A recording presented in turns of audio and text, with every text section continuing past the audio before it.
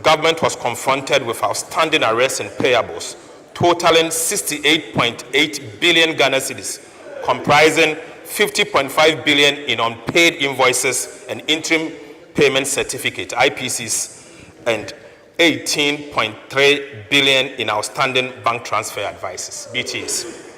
Mr. Speaker, in fulfillment of our pledge to protect the public purse and ensure value for money, we commissioned the Auditor General, working directly with PwC and EY, to conduct an independent validation of these arrests and commitment.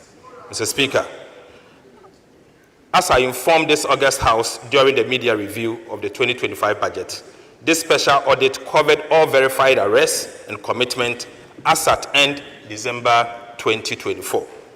The objective was to establish the legitimacy of the claims, identify irregularities, and address the fiscal risk arising from the accumulation of these arrests and outstanding commitment. Mr. Speaker, the exercise has now been completed, and the Auditor General is finalizing his report for submission to Parliament. But, Mr. Speaker, the findings are troubling and very damning. Very damning. Mr. Speaker, out of the 68.8 billion, Mr. Speaker, I'll give headline numbers whilst we wait for the Auditor General to submit the report next week.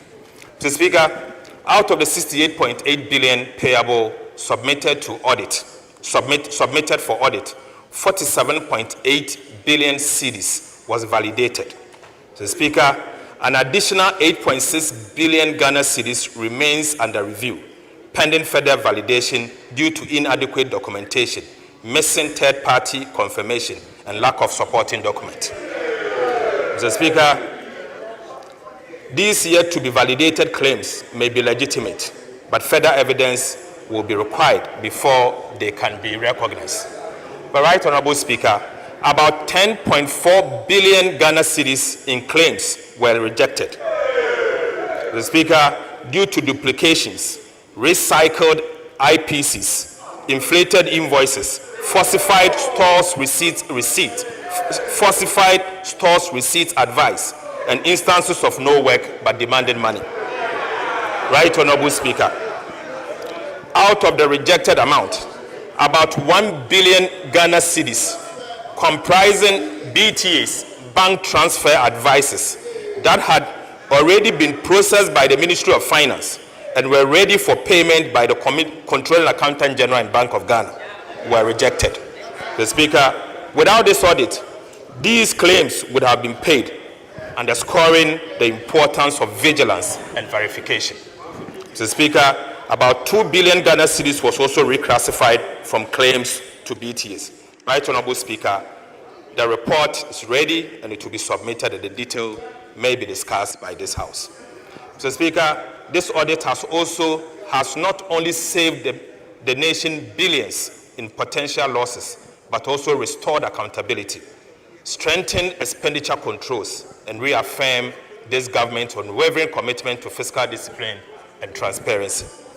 Mr. Speaker, we have identified an abuse in the use of import declaration forms, IDFs. Mr. Speaker, I'll give you the update. Right Honorable Speaker, our investigation into Ghana's import system exposed a staggering abuse of import declaration forms, a tool meant to support legitimate trade, but now hijacked for illicit transfers and tax evasion. Mr. Speaker, between April 2020 and August 2025, over 525,000 transactions amounting to an equivalent of $83 billion were processed through ICOMS. Mr. Speaker, surprisingly, this amount of $83 billion were transferred from Ghana in the name of imports. But surprisingly, Mr. Speaker, only 10,440 of these transactions were linked to actual imports. Mr. Speaker, an equivalent of $31 billion in transactions were transferred abroad with no goods imported into the country. Mr. Speaker, Mr. Speaker, this leaks bleeds our reserves, weakens the Ghana cedi, and deprive the economy of resources that should have been used to build schools, roads, and hospitals. Mr. Speaker, the audit also reveals that some importers under-declared values to hide about 76 billion cedis in imports, denying Ghana about 11 billion Ghana cedis in potential revenue between 2020 to 2025 August. Mr. Speaker, other importers inflated transfer values, aided by some banks that ignored the $200,000 ceiling set by the central bank. Over 17,700 IDF applications broke this limit, channeling an equivalent of about 20 billion United States dollars in unverified transactions out of Ghana.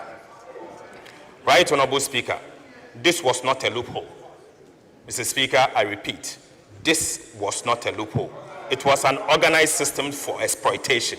In fact, an organized crime. Mr. Speaker, persons and institutions behind these activities are being referred to the Attorney General, Economic and Organized Crime Office, the FIC, and CID for investigation.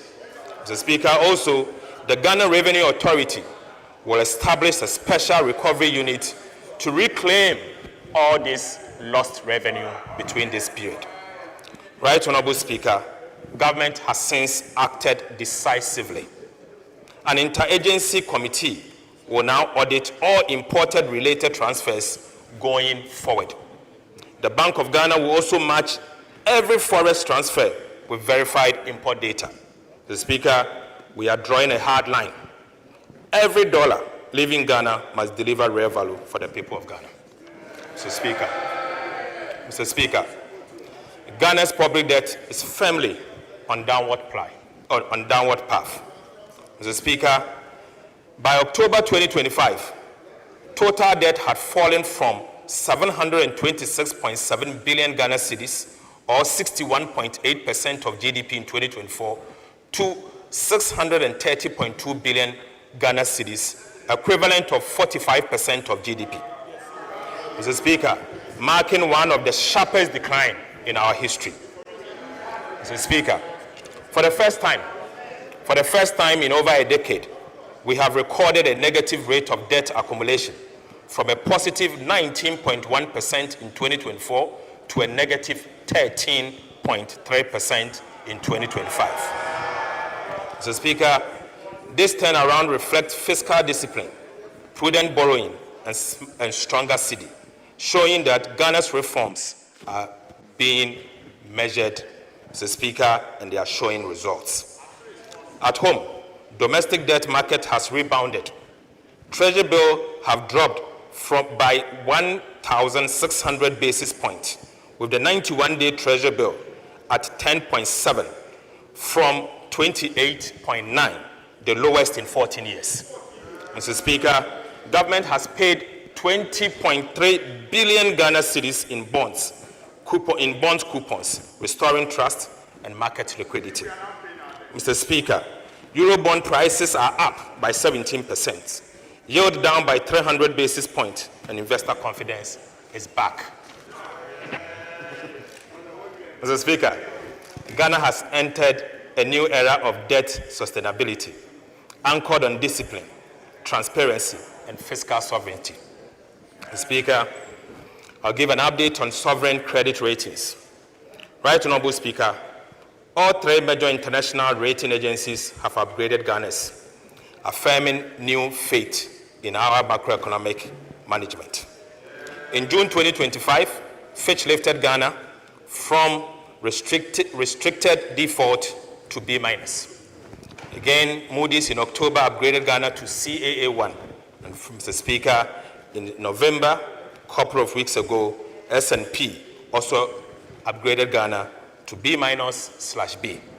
Mr. Speaker, together, these upgrades marks a global vote of confidence. Ghana is once again credible, stable, and open for business.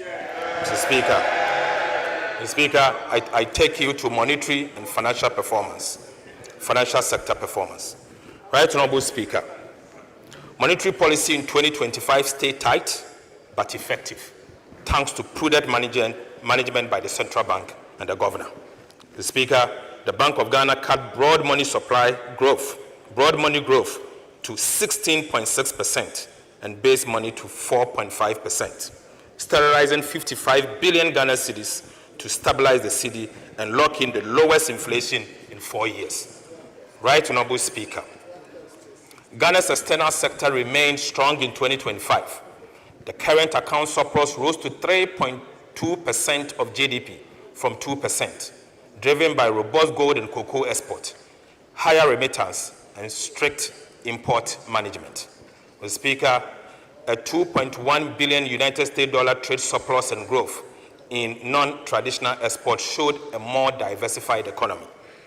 The Ghana cedi appreciated against the US dollar from 16.35 Ghana cedi to the US dollar in November 2024 to 10 cedi 92 pesos as at 10th November 2025. The Speaker, this represents a rare appreciation of 35%, reflecting sound fiscal and monetary policy management. Right Honorable Speaker, this stability lowered debt costs and eased inflation. Gold and cocoa powered the recovery. Gold earnings rose 68% to 11.2 billion United States dollars. Speaker, cocoa rose 170% to 2.47 billion United States dollars, whilst oil dipped to 1.83 billion. Right Honorable Speaker, Ghana's rising export firms reserves, and a stable cedi confirms one thing, that Ghana's recovery is real, disciplined, and indeed lasting. So, Speaker, take you to sectorial performance. Right Honorable Speaker, the story of Ghana's economic recovery in 2025 is best told through the work of our ministries, departments, and agencies. Across every sector, from agriculture and industry to governance, infrastructure and human development, performance in 2025 reflects disciplined execution and innovation. The Speaker, our task now is to sustain this momentum. We will boost productivity in agriculture and industry, accelerate infrastructure delivery, and strengthen governance and skills development. Sector ministers will present their outlook in detail, but the message is clear. Ghana is rebounding with purpose and rising with promise. Mr. Speaker, the 2026 medium-term policy objectives and targets is what I'm now going to present. Right Honorable Speaker, as we enter 2026, our mission is clear: to turn the hard-won stability of 2025 into shared prosperity. Mr. Speaker, the sacrifices made by Ghanaians over the past year have restored hope and confidence in our economy. Inflation is down, the cedi is stronger, and growth has regained momentum. Mr. Speaker, our fiscal strategy will match discipline with compassion. Our key fiscal policy priorities for 2026 are as follows. First will be to maintain fiscal discipline by sustaining a primary surplus of a 1.5% of GDP on commitment basis. Speaker, the second is to mobilize domestic resources through continuous implementation of our medium-term revenue strategy. Speaker, will promote value for money and rationalize spending, ensuring that every cedi delivers value for citizens whilst eliminating leakages and inefficiency. And finally, Mr. Speaker, protect priority social spending in education, health, and social protection to shield the poor and sustain human capital development. Mr. Speaker, in 2026, our monetary and exchange rate strategy will safeguard stability and drive growth, keep inflation low, the cedi strong, and confidence high. And that will be our monetary and exchange rate strategy. Mr. Speaker, the Bank of Ghana will stay data-driven and cautious, holding inflation within the targeted band of 8 ± 2 and easing only when safe. Speaker, the central bank is doing a good job. Right Honorable Speaker, to advance our medium-term macroeconomic goal of stability, resilience, and shared prosperity, government has set bold but achievable macroeconomic target for 2026 fiscal year and the medium term. Mr. Speaker, over the medium term from 2026 to 2028, real GDP is set to rise steadily, averaging about 4.9% at the minimum. Non-oil GDP is programmed to grow around 5% at the minimum. So, Speaker, inflation will stay within 8 plus or minus 2% targeted band, reflecting a firm grip on price stability. The Speaker, the fiscal balance will remain strong, with the primary surplus of 1.5% of GDP from 2026 onwards. And Right Honourable Speaker, gross international reserves are expected to provide at least 3 months of import cover over the medium term. Right Honourable Speaker, for the year 2026, we will achieve the following at the minimum. Real GDP growth of at least 4.8%, driven by continued expansion in infrastructure and service sectors, agriculture as well. Non-oil GDP, Mr. Speaker, at least 4.9%. End-year inflation for next year will be at least 8% plus or minus 2. Mr. Speaker, primary surplus of 1.5% of GDP on commitment basis in line with our fiscal responsibility framework to sustain discipline and debt sustainability. Gross international reserves of not less than 3 months of import cover, covering a strong external sector and a strong defense for the Ghana city. Mr. Speaker, Ghana's fiscal strategy over the medium term is to lock in stability and turn it into lasting growth. From 2026, government will sustain a primary surplus of at least 1.5% of GDP on commitment basis each year, anchoring fiscal discipline and debt sustainability. Mr. Speaker, revenue and grant are projected to rise from 16.4% of GDP in 2025 to 16.9% in 2026, reaching 17% by 2029, driven by stronger tax administration. Right Honourable Speaker, our focus is on expanding the tax net, not overburden existing taxpayers. Mr. Speaker, expenditure growth will remain disciplined, rising modestly from 15% of GDP in 2025 to 15.4% in 2026. As a result, the fiscal deficit will narrow sharply from 2.8% of GDP in 2025 to 2% in 2026 and 2.1% by 2029. Mr. Speaker, in 2026, government will target a primary surplus of 1.5% of GDP, consistent with our fiscal anchor. The overall fiscal deficit on commitment basis is projected at 2.2% of GDP. On cash basis, the overall fiscal deficit is projected at 4% of GDP. Mr. Speaker, this fiscal stance balances consolidation with growth, maintaining discipline while safeguarding resources for productive investment under the Big Push Infrastructure Program and other national priorities. Mr. Speaker, I now take you to revenue mobilization for 2026. Right Honourable Speaker, in 2026, government expects to collect total revenue and grant of 268.1 billion Ghana cedis, up from 226.7 billion in 2025, a strong 18.3% increase. Non-oil tax revenue, the backbone of domestic mobilization, is projected at 216.1 billion Ghana cedis, growing on the back of improved compliance and enforcement.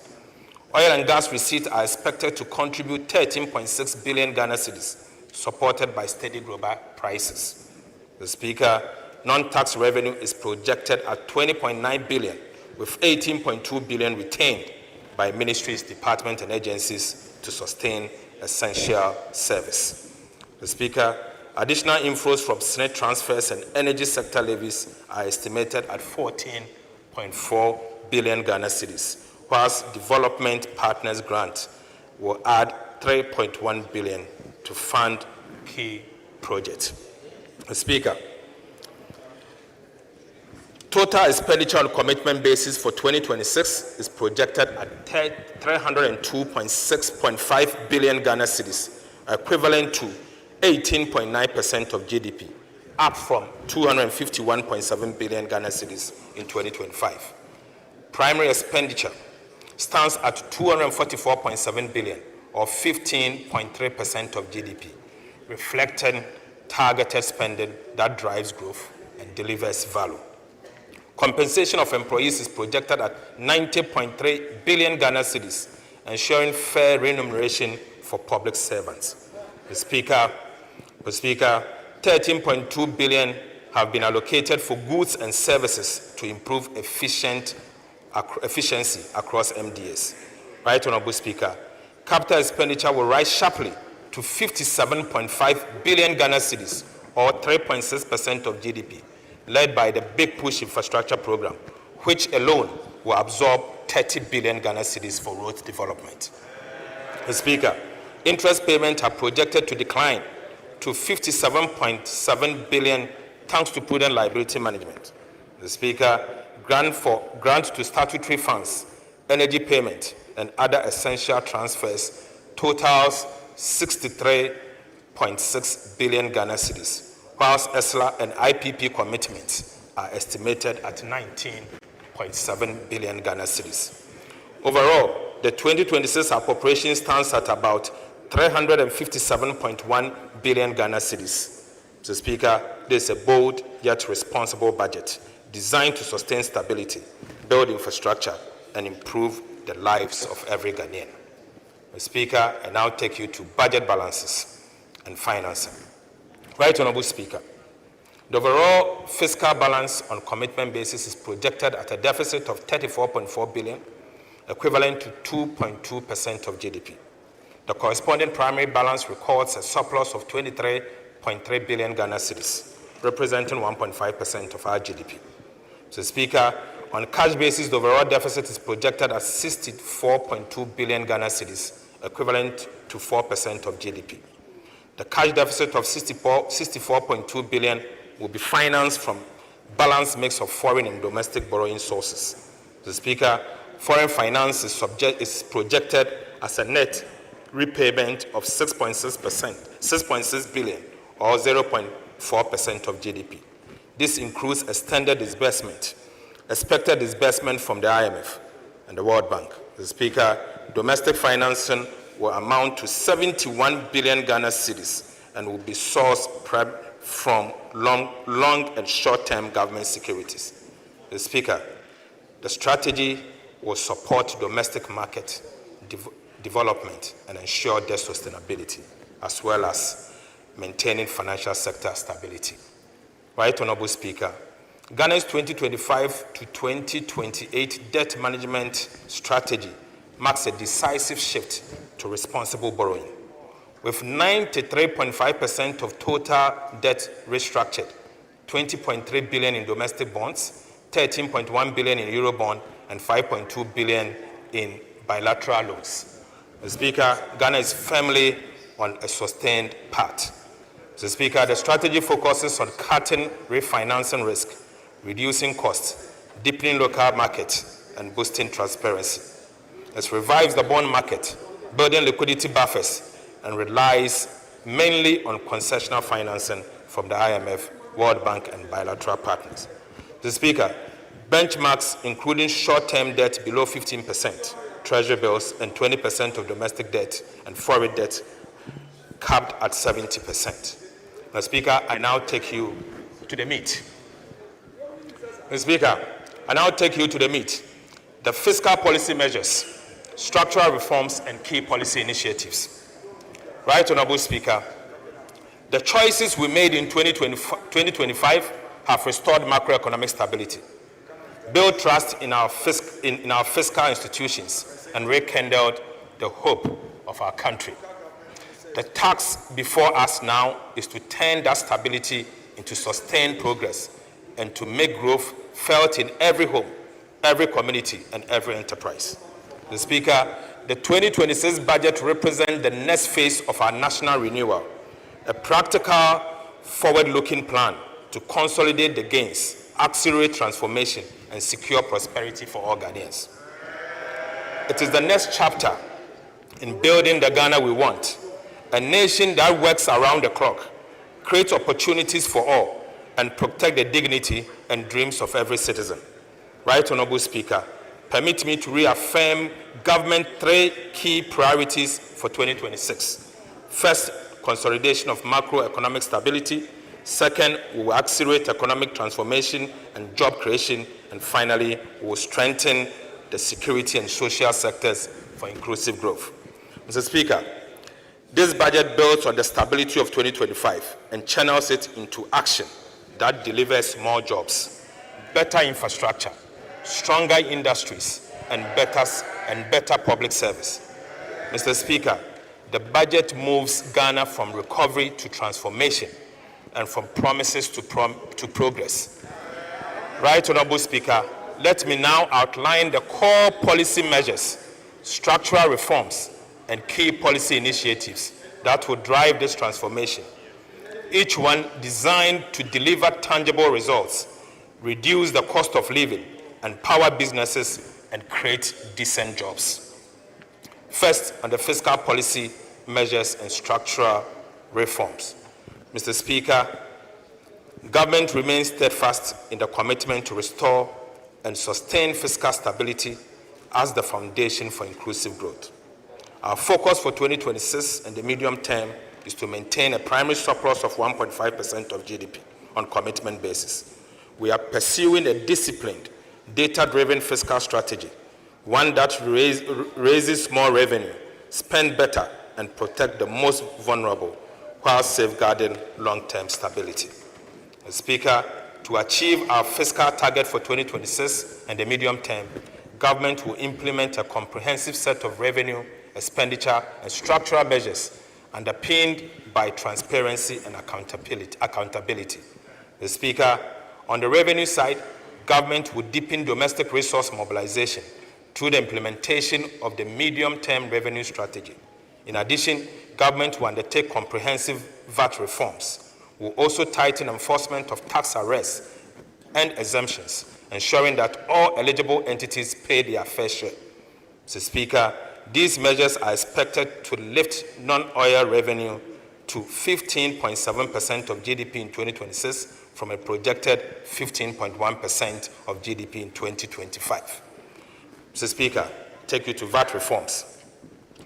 In 2025 budget and the media fiscal policy review, government made a firm promise to reform Ghana's value-added tax system to make it fairer, simpler, and more efficient.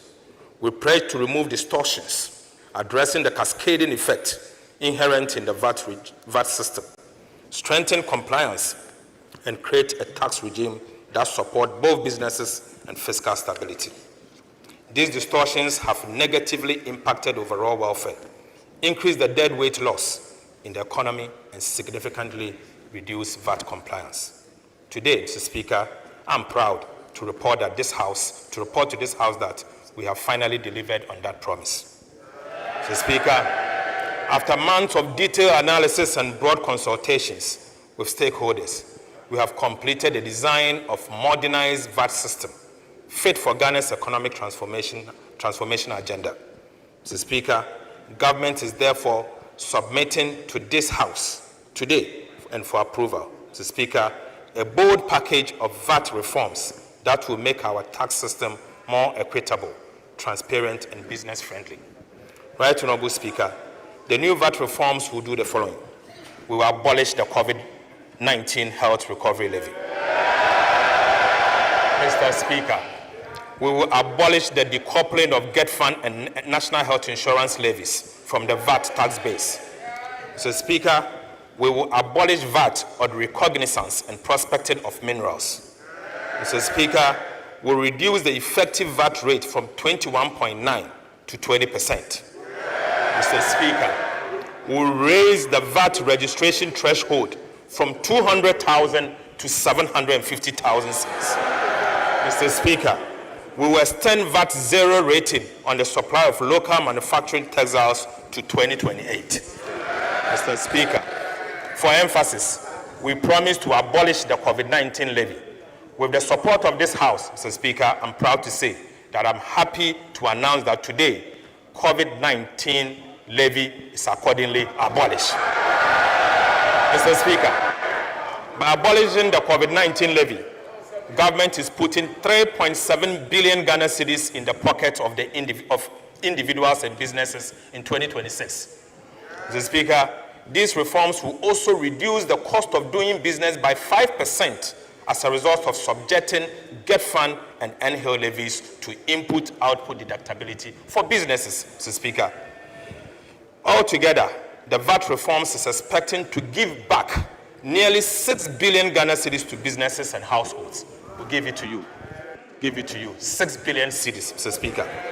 Right, Honorable Speaker, the VAT registration threshold has declined in real terms from 200,000 Ghana cedis in 2015 to approximately 48,000 Ghana cedis in current values. Mr. Speaker, this means that small and micro businesses that were exempted in 2015 from VAT registration are now compelled to register and charge VAT. This has placed an undue burden on small and micro businesses and also increased the cost of administering VAT. Right, Honorable Speaker, the increase in VAT threshold is expected to address this problem and make VAT administration simpler and easier to implement. So, Speaker, VAT on mineral exploration and reconnaissance has led to very little investment in minerals exploration over the past 2 decades.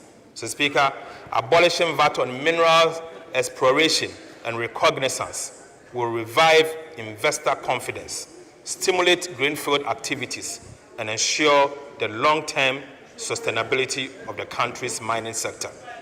Right, Honorable Speaker, this measure will promote responsible mining and help to mitigate the hazard mineral prospecting that degrades our forests and water bodies. Mr. Speaker, to support the domestic textiles industry, government zero-rated a VAT on supply of local manufactured textiles, which is due to end in December 2025. Government is resolute in supporting the domestic textiles industry, which has demonstrated a capability to expand when given the appropriate fiscal incentives. Mr. Speaker, in line with this and the Ghana Textiles and Garment Policy, government has decided to extend the zero rating to end December 2028, protecting over 2,000 direct jobs. Mr. Speaker, the VAT reforms will make Ghana a more business-friendly economy, create the opportunity for businesses and expansion and to create more jobs. Mr. Speaker, we are not only seeking to change the policy and framework around VAT, we are also deploying electronic and digital solutions to improve VAT administration. Mr. Speaker, the measures proposed will include the following: the introduction of digital solutions to for tax collection system. The second is to introduce the fiscal electronic devices. The third, Mr. Speaker, the introduction of VAT reward schemes designed to encourage general public to assist with policing VAT revenues by collecting VAT receipt for purchases they make. Mr. Speaker, this will allow taxpayers to use their VAT receipt to benefit from a VAT promotion and reward scheme. Right, Honorable Speaker, these reforms mark a turning point in Ghana's value-added tax administration. They will make compliance easier for businesses, strengthen revenue mobilization, and enhance credibility of our fiscal framework for 2026 and the medium term. Mr. Speaker, the Ghana Revenue Authority will roll out a comprehensive public education and awareness campaign to ensure a smooth and transparent implementation of these reforms. Mr. Speaker, it honors our pledge to lighten the load on honest taxpayers whilst building a strong, fairer foundation for national development.